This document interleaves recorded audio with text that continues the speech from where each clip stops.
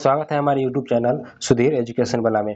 दोस्तों आज के वीडियो में हम बात करेंगे हड़प्पा सभ्यता से संबंधित टॉप 50 प्रश्न के बारे में, जो किसी भी एग्जाम के लिए काफ़ी महत्वपूर्ण साबित होने वाला है, क्योंकि प्राचीन इतिहास के हड़प्पा सभ्यता एक ऐसा टॉपिक है जहां से 4 से 5 प्रश्न आने की संभावनाएं बनी रहती है।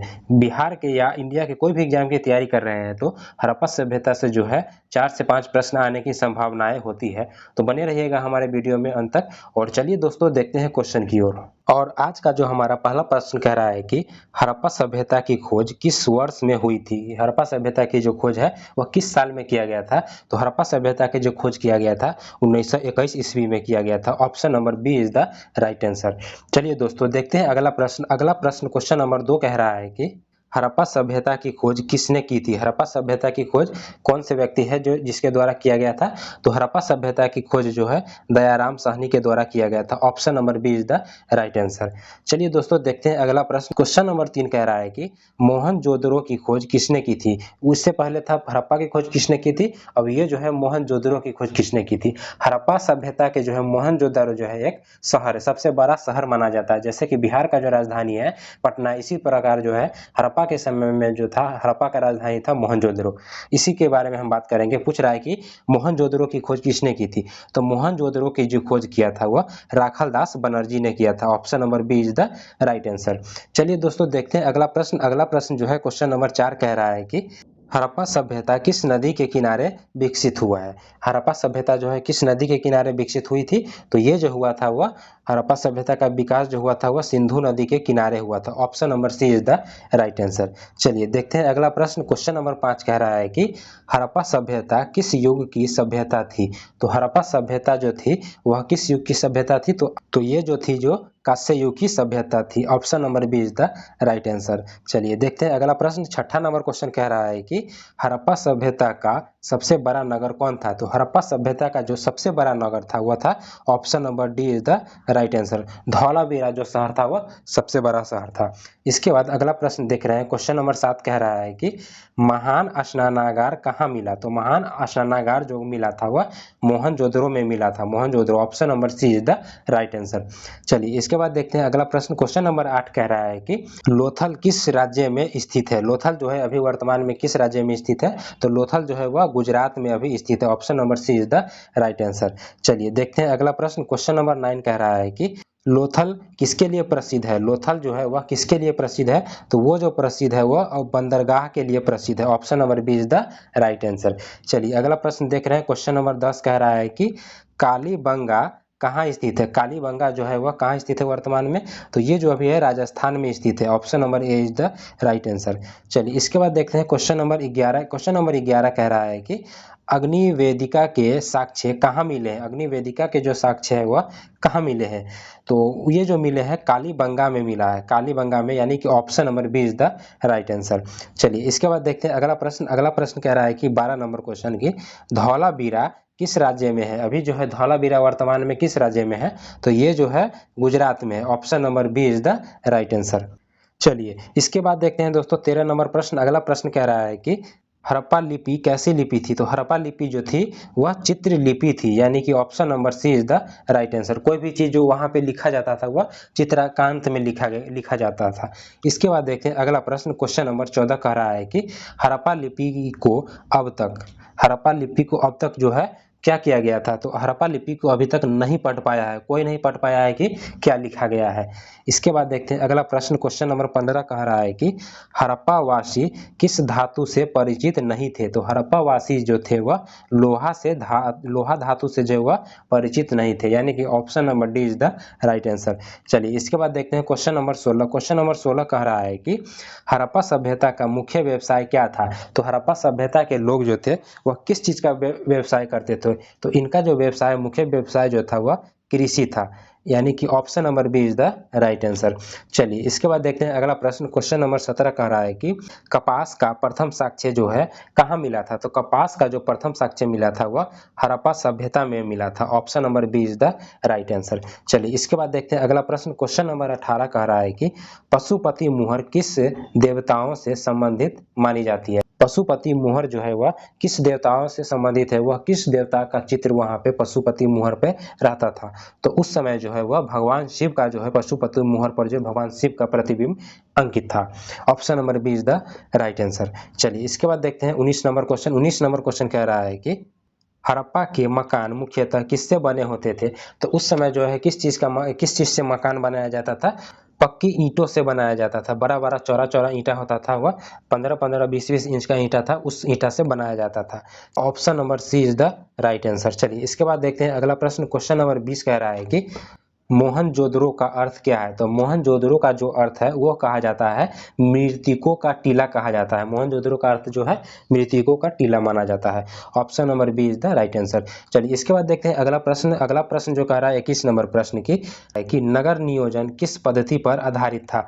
तो उस समय का जो है वह नगर निगम किस चीज पे आधारित था, तो वो जो था वह ग्रिड पद्धति पे आधारित था। Option number B is the right answer.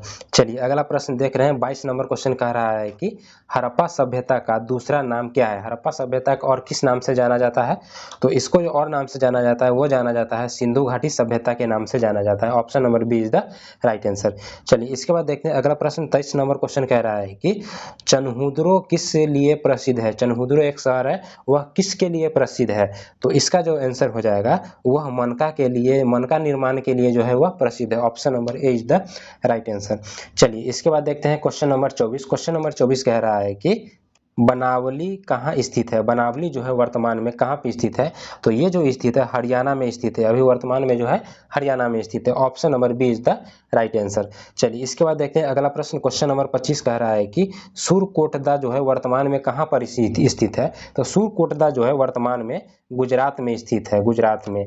Option number A is the right answer. चलिए इसके बाद देखते हैं अगला प्रश्न। 26 नंबर क्वेश्चन कह रहा है कि हड़प्पा सभ्यता का प्रमुख अनाज क्या था। उस समय के लोग जो है प्रमुख अनाज क्या माना जाता था, तो उस समय का जो लोगों का जो प्रमुख अनाज था वो गेहूं और जौ था। Option number B is the right answer. चलिए इसके बाद देखते हैं क्वेश्चन नंबर 27। क्वेश्चन नंबर 27 कह रहा है कि हड़प्पा सभ्यता का पतन लगभग कब हुआ था। हड़प्पा सभ्यता का जो है किस वर्ष जो है पतन पूर्णतः हो गया था, तो ये जो हुआ था वह 1750 ईसा पूर्व में इसका पतन पूर्णतः हो गया था। Option number B is the right answer.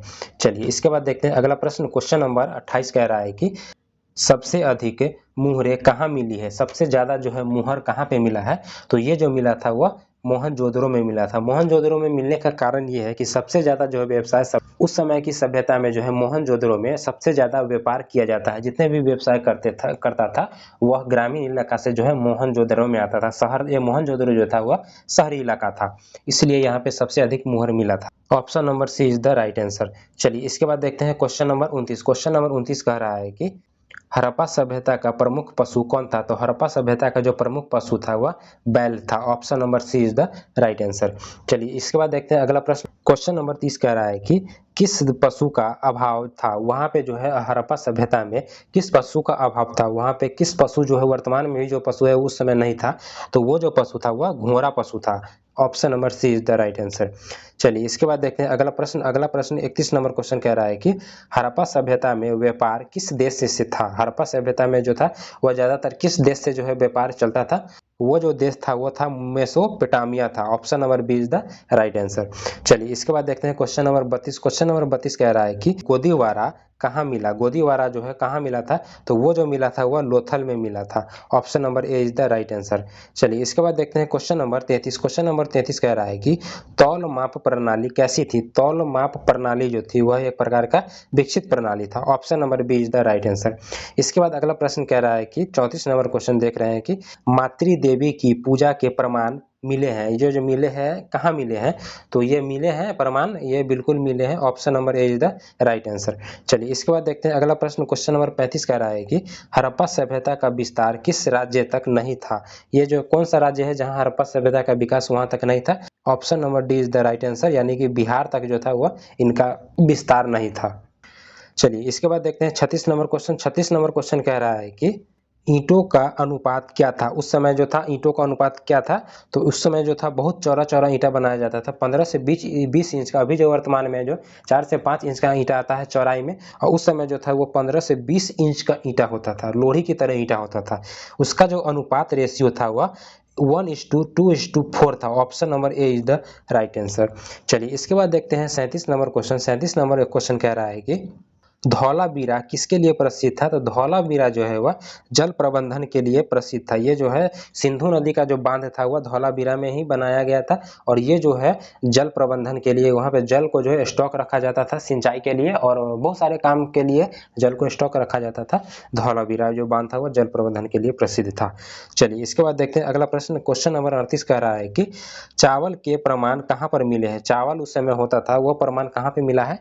तो option number A is the right answer. Lothal में जो है इसका प्रमाण मिला है। चलिए देखते हैं अगला प्रश्न। क्वेश्चन नंबर 39 कह रहा है कि हड़प्पा सभ्यता की अर्थव्यवस्था का आधार क्या था? तो उस समय का जो अर्थव्यवस्था का जो आधार था वह था कृषि एवं व्यापार था। Option number A is the right answer. सबसे ज्यादा जो है लोग वहां पे कृषि करते थे। चलिए इसके बाद देखते हैं अगला प्रश्न। क्वेश्चन नंबर 40 कह रहा है कि किस स्थान से स्टेडियम के अवशेष मिले हैं? तो वो जो मिला था वो धौलावीरा से स्टेडियम के अवशेष मिले हैं। Option number A is the right answer. चलिए इसके बाद देखते हैं अगला प्रश्न। क्वेश्चन नंबर 41 कह रहा है कि हड़प्पा सभ्यता का सबसे पहला खोज किया गया था। हड़प्पा सभ्यता का सबसे पहला खोज जो है वो कौन से जगह पे हुआ था? तो वो हड़प्पा सभ्यता का जो खोज जो सबसे पहले खोजा गया था वो हड़प्पा में ही किया गया था।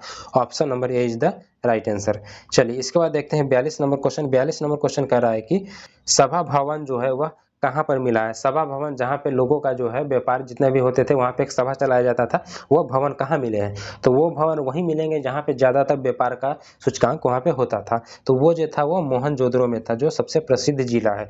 Option number A is the right answer. चलिए इसके बाद देखते हैं अगला प्रश्न। क्वेश्चन नंबर 43 कह रहा है कि हड़प्पा सभ्यता का प्रमुख नगर कौन था?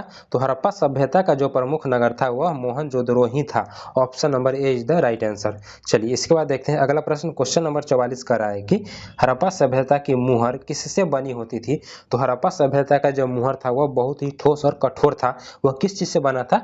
तो वो बना था वो सेल खड़ी का बना हुआ था। Option number B is the right answer. चलिए इसके बाद देखते हैं क्वेश्चन नंबर 45। क्वेश्चन नंबर 45 कर रहा है कि हड़प्पा सभ्यता में जल निकासी व्यवस्था कैसी थी? तो ये जो था वह विकसित। Option number B is the right answer. ये काफी विकसित था। अगला प्रश्न कह रहा है कि क्वेश्चन नंबर 46 देख रहे हैं, हड़प्पा सभ्यता का आकार किस सभ्यता से बड़ा था? तो ये जो था वह दोनों से बड़ा था, यानी कि मिस्र से भी बड़ा था और मेसोपोटामिया से भी बड़ा था, दोनों से बड़ा था। Option number C is the right answer. चलिए इसके बाद क्वेश्चन नंबर 47 कह रहा है कि किस स्थान से हल से जोते हुए खेतों का जो है प्रमाण मिले हैं? तो ये जो प्रमाण मिले थे उस समय लोग कृषि करते थे तो खेत तो जोतेंगे ही जोतेंगे, जब तक खेत नहीं जोतेंगे तब तक उपजाएंगे कैसे अनाज को? तो वहां पे उस समय खेती भी होता था। उस चीज का जो प्रमाण कहाँ मिला था? वह मिला था कालीबंगा में मिला था। Option number A is the right answer.